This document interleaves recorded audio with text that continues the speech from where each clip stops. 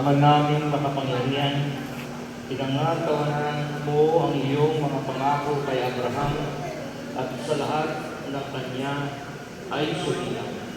Bigyan mo ang pagluhog ng iyong sambayanan upang ang mga tao na iyong unang hinirang